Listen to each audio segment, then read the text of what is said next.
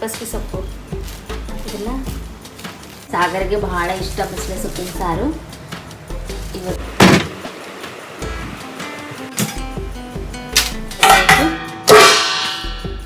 Hi ಎಲ್ಲರಿಗೂ ನಮಸ್ಕಾರ. ಎಲ್ಲರೂ ಹೇಗಿದ್ದೀರಿ? ಚೆನ್ನಾಗಿದ್ದೀರಿ ಅಂತ ಭಾವಿಸಿದ್ದೀನಿ. ನಾನಿವತ್ತು ಬೆಳಗ್ಗೆನೇ ವ್ಲಾಗ್ ಸ್ಟಾರ್ಟ್ ಮಾಡಿದ್ದೀನಿ. ಬನ್ನಿ ಇವತ್ತಿನ ದಿವಸ ಹೇಗಿರುತ್ತೆ ಅಂತ ನೋಡೋಣ.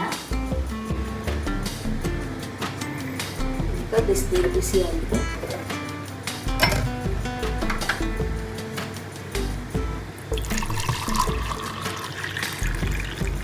ಮೊದಲಿಗೆ ನಾನು ಎದ್ದ ತಕ್ಷಣ ಒಂದು ಗ್ಲಾಸ್ ಬಿಸಿನೀರನ್ನು ಕುಡಿತೀನಿ.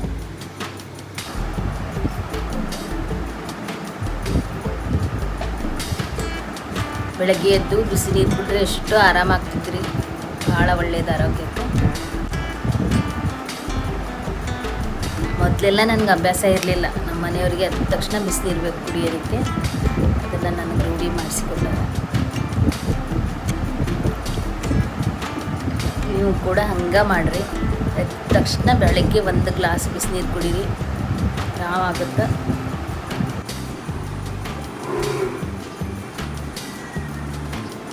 ಹಾಲು ಪ್ಯಾಕೆಟ್ ಬಂತು ನೋಡಿ.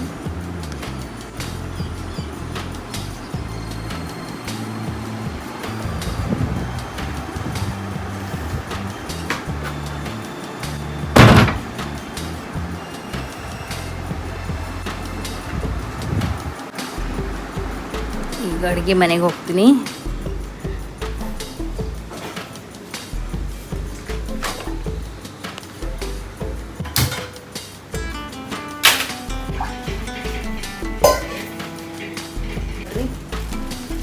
ಸಬ್ಬಸಿಗೆ ಸೊಪ್ಪು ಇದೆಲ್ಲ ಕಟ್ ಮಾಡಬೇಕು.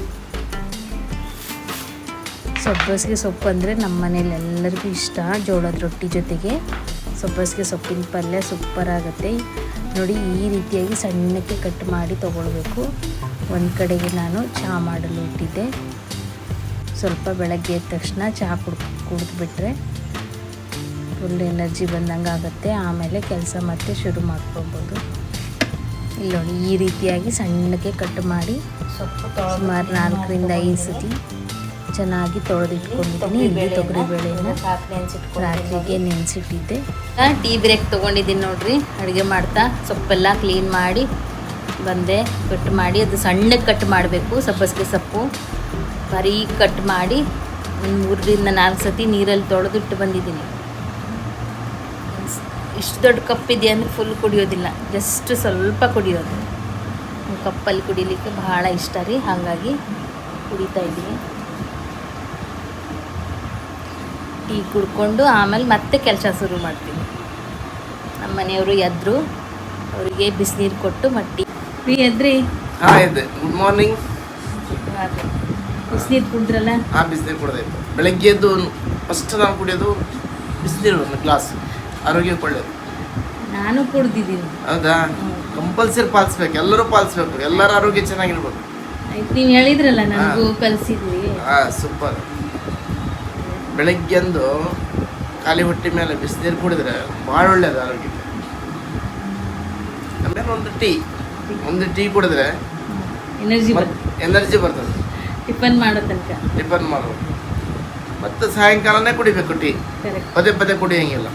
ಅದು ಶುಗರ್ಲೆಸ್ ಟೀ. ಬೆಲ್ಲದ ಚಹಾ ಕುಡಿಬೇಕು, ಪರವಾಗಿಲ್ಲ, ಒಳ್ಳೆಯದು. ನಮ್ಮ ಮನೆಯಲ್ಲಿ ಯಾವ ರೀತಿ ಸಬ್ಬಸಿಗೆ ಸೊಪ್ಪಿನ ಪಲ್ಯ ಮಾಡ್ತೀವಿ ಅಂದರೆ, ಮೊದಲಿಗೆ ಸ್ವಲ್ಪ ಎಣ್ಣೆ ಜಾಸ್ತಿ ಹಾಕ್ಕೊಳ್ಬೇಕು. ಒಂದು ಪಾತ್ರೆ ತಗೊಂಡು ಎಣ್ಣೆ ಹಾಕಿ ಚೆನ್ನಾಗಿ ಬೆಳ್ಳುಳ್ಳಿ ಜಜ್ಜಿ ಹಾಕೊಂಡಿದ್ದೀನಿ. ಬೆಳ್ಳುಳ್ಳಿ ಫ್ಲೇವರ್ ತುಂಬ ಇರಬೇಕು ಜಾಸ್ತಿ ಪಲ್ಯಗೆ, ಆವಾಗ ಟೇಸ್ಟ್ ಚೆನ್ನಾಗಿರುತ್ತೆ. ಆಮೇಲೆ ಹಸಿಮೆಣಸು, ಈರುಳ್ಳಿಯನ್ನು ಸಣ್ಣದಾಗಿ ಕಟ್ ಮಾಡಿ ಹಾಕ್ಕೊಂಡಿದ್ದೀನಿ. ಆಮೇಲೆ ಉಪ್ಪು, ಅದು ಚೆನ್ನಾಗಿ ಬೆಂದಮೇಲೆ ಈ ಸೊಪ್ಪು ಕ್ಲೀನ್ ಮಾಡಿಟ್ಟಿರೋದನ್ನು ಹಾಕ್ಕೊಳ್ಬೇಕು. ನಂತರ ನೆನೆಸಿಟ್ಟಿರೋ ಬೇಳೆ ಹಾಕಿದರೆ ಆಯಿತು, ಮತ್ತೇನೂ ಹಾಕೋ ಹಾಗಿಲ್ಲ. ಇದನ್ನು ಚೆನ್ನಾಗಿ ಬೇಯಿಸ್ಕೊಳ್ಬೇಕು, ಮಿಕ್ಸ್ ಮಾಡಿ. ಇಲ್ಲಿ ನೋಡಿ, ಬೇಳೆ ಹಾಕಿ ಎಲ್ಲವನ್ನು ಮಿಕ್ಸ್ ಮಾಡಿದ್ದೀನಿ. ಬಹಳ ರುಚಿಯಾಗುತ್ತೆ ಪಲ್ಯ. ಒಮ್ಮೆ ಈ ರೀತಿಯಾಗಿ ನೀವು ಮಾಡ್ಕೊಂಡು ನೋಡಿ, ತುಂಬ ಚೆನ್ನಾಗಿರುತ್ತೆ. ಆಮೇಲೆ ಒಂದು ಸೈಡಿಗೆ ನಾನು ಜೋಳದ ರೊಟ್ಟಿಗೆ ರೆಡಿ ಮಾಡ್ಕೊಳ್ತಿದ್ದೆ. ಬೆಳಗ್ಗೆ ಬೇಗ ಮಾಡ್ಕೋಬೇಕಂತ ಗಡಿಬಿಡಿಯಲ್ಲಿ ಮಾಡ್ತಾಯಿದ್ದೆ. ಹಾಗಾಗಿ ಜೋಳದ ರೊಟ್ಟಿ ಮಾಡೋದು ತೋರಿಸ್ಲಿಲ್ಲ, ಜಸ್ಟ್ ಹಿಟ್ಟು ಪ್ರಿಪೇರ್ ಮಾಡೋದು ಮಾತ್ರ ತೋರಿಸಿದ್ದೀನಿ. ನಂತರ ನಮ್ಮ ಮನೆಯವರು ಟಿಫನ್ನಿಗೆ ಬರ್ತಾರೆ ಅಂಗಡಿಯಿಂದ, ಹಾಗಾಗಿ ಟಿಫನ್ ಕೂಡ ರೆಡಿ ಮಾಡಿದ್ದೀನಿ. ಹೆಂಗಾಗಿದ್ರಿ ಸೊಪ್ಪಿನ ಪಲ್ಯ? ಸೂಪರ.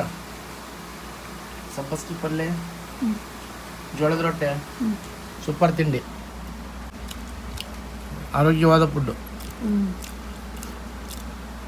ಪುರಿ ಬಾಜಿ, ಬನ್ಸ್ ಬಾಜಿ, ಪುರಿ ಬಾಜಿ ತಿನ್ನೋದಕ್ಕಿಂತ ಇದು ಒಳ್ಳೇದು. ಗೈಸ್, ಇಲ್ಲಿ ನಮ್ಮ ಮನೆಯವರು ಬಸಳೆ ಸೊಪ್ಪನ್ನು ತೊಗೊಂಬಂದಿದ್ದಾರೆ. ಸಾಗರ್ಗೆ ಬಹಳ ಇಷ್ಟ ಬಸಳೆ ಸೊಪ್ಪಿನ ಸಾರು.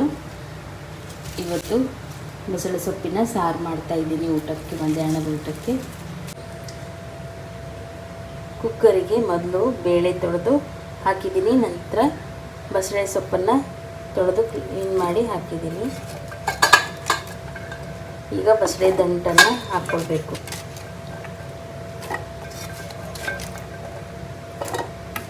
ಇದಕ್ಕೆ 1 ಈರುಳ್ಳಿ, 2 ಟೊಮೆಟೊ ಕಟ್ ಮಾಡಿ ಹಾಕಿ ಅರಿಶಿನ ಉಪ್ಪು ಹಾಕಿ ಬೇಯಿಸೋಕ್ಕಿಡ್ತೀನಿ ಗೈಸ್.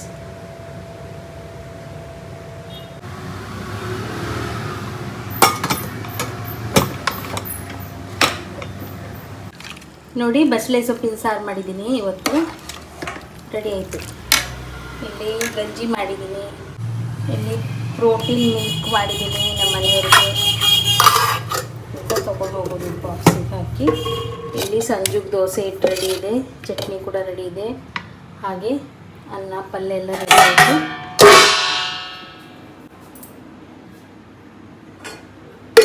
ಸಂಜು, ದೋಸೆ ಮಾಡ್ಕೊಂಡು ತಿನ್ನು, ನಾನು ಹೊರಡ್ತೀನಿ. ನನ್ನ ಬೆಳಗಿನ ರೊಟೀನ್ ಈ ರೀತಿ ಇತ್ತು ಗಾಯಸ್. ಬೇಗ ಕೆಲಸ ಮಾಡಿಕೊಂಡು ಪಾರ್ಲರ್ಗೆ ಹೋಗಿ ಮಧ್ಯಾಹ್ನ ಊಟಕ್ಕೆ ಬಂದೆ. ಮತ್ತು ನೋಡಿ, ನನ್ನ ಡಯೆಟ್ ಇರೋದ್ರಿಂದ ಇಲ್ಲಿ ಬಸಳೆ ಸೊಪ್ಪಿನ ಸಾರು, ಹಾಗೆ ಮೊಟ್ಟೆ ಆಮ್ಲೆಟ್ಟು, 1 ಬೌಲ್ ರೈಸು, ಸೌತೆಕಾಯಿ ತೊಗೊಂಡಿದ್ದೀನಿ. ಈ ವಿಡಿಯೋ ನಿಮಗೆ ಇಷ್ಟ ಆಗಿರುತ್ತೆ ಅಂದ್ಕೊಳ್ತೀನಿ. ಇಷ್ಟ ಆಗಿದ್ದರೆ ಲೈಕ್ ಮಾಡಿ, ಶೇರ್ ಮಾಡಿ, ಸಬ್ಸ್ಕ್ರೈಬ್ ಮಾಡೋದನ್ನು ಮರಿಬೇಡಿ. ಪೂರ್ತಿಯಾಗಿ ನನ್ನ ವಿಡಿಯೋಗಳನ್ನು ನೋಡಿ ಸಪೋರ್ಟ್ ಮಾಡಿ. ಮತ್ತು ಯಾವ ರೀತಿ ವಿಡಿಯೋ ಮಾಡಬೇಕು ಕಮೆಂಟ್ ಮಾಡಿ. Thank you.